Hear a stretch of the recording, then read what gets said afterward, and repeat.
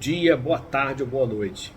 O presidente Bukele de El Salvador fez uma declaração y mencionó a nosso país. Vamos ouvir. Sí, he conversado un par de veces con el presidente Lula, pero jamás me ha mencionado el tema de seguridad.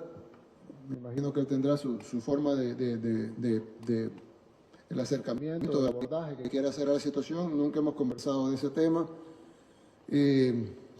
Yo creo que El Salvador lo que le muestra al mundo es que todos los problemas tienen solución cuando hay voluntad política. Yo creo que lo que El Salvador está haciendo probablemente tendrá muchas diferencias con lo que necesita hacer Brasil, pero sí lo que a muchos gobiernos les molesta es que El Salvador demuestra que todo se puede hacer con voluntad y que cuando un país no resuelve sus problemas, sobre todo de delincuencia, es porque no hay voluntad de resolverlos y en algunos casos porque son socios de los delincuentes. Y entonces, pues obviamente no van a atacar a sus socios. Atacar la delincuencia tiene muchos costos, pero el primero para un socio de los delincuentes es que pierde su negocio. Tiene que ser alguien que no le importe los delincuentes, que no le importe la economía criminal, que esté dispuesto a quedar la economía criminal y a poner a los delincuentes a la cárcel para que lo puedan solucionar. Entonces, ¿la receta de El Salvador se puede aplicar copy-paste en otro país del mundo? Lo dudo. Pero el ejemplo de El Salvador puede servir que un país tan pequeño, tan pobre como El Salvador está solucionando sus problemas con voluntad política y apoyo del pueblo, sí. Y por eso ese ejemplo aplica en Brasil y en cualquier país del mundo. Bom, meu amigo, será que o Brasil é parceiro de criminosos? Bom, nós temos alguns dados para mostrar. O que ele conseguiu em El Salvador? Construiu uma cadeia gigantesca para 40 mil presos e encarcerou cerca de 70 mil. De uma população de 6 milhões e 700 mil, ele tem, atrás das grades, mais de 1%. Antes, submeteu ao parlamento salvadorenho. Isso é muito importante, porque tem muitos jornalistas que diz que o sujeito é ditador, mas as medidas que deram mais autoridade à polícia, elas foram apreciadas e deliberadas pelo parlamento salvadorenho. No Brasil, nós precisamos de construção. Isso aí, o governo passado poderia ter aumentado numa super cadeia de 40 mil, não dá. Nós precisamos pelo menos de mais 10.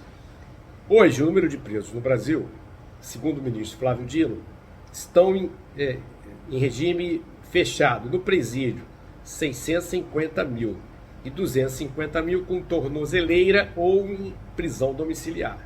Então nós não chegamos a 1 milhão de presos. A nossa meta para seguirmos o modelo de El Salvador seria vagas para 2 milhões de presos, 1%. Lá já passou de 1%. E aí, depois disso, nós alterarmos o artigo 112, que realmente nos coloca como parceiros, né, de criminosos, da lei de execução penal. Por exemplo, o 112, parágrafo 5º, ele prevê que 40% de pena se o apenado for condenado pela prática de crime hediondo ou equiparado. No tráfico de droga, por exemplo, há uma progressão com 40% da pena. Isso precisa alterar. Nós precisamos aumentar esse tempo de progressão para poder realmente ter efeito coercitivo. E lá ele está com 87%, mais de 85%, quase 87% de aprovação foi mostrada agora na sua eleição. No Brasil, se nós partirmos, como nós podemos fazer isso aqui? Dentro da legislação brasileira, temos que o presidente precisaria decretar estado de defesa, artigo 136, para ver se funciona. E não conseguindo, partir para o estado de sítio. O estado de defesa, o decreto é submetido ao parlamento no prazo de 24 horas. O senhor não acha que teríamos problemas com a Suprema Corte? Não tenho dúvida. Mas nós precisamos ter os presídios para não ter essa desculpa de desencarceramento que prepondera no Brasil. E esperança de mudança nesse governo? Tenho.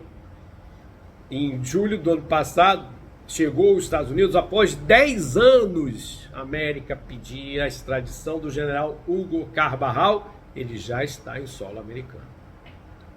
O que ele está falando? Não sei. Mas o Palácio do Planalto está muito preocupado. Está no final, meu amigo. Não tenha dúvida. O presidente da República acabou de perder o parlamento. Está aí o Centrão saindo da base. Fizeram emendas, só que não pagaram. Quase que um cheque sem fundo.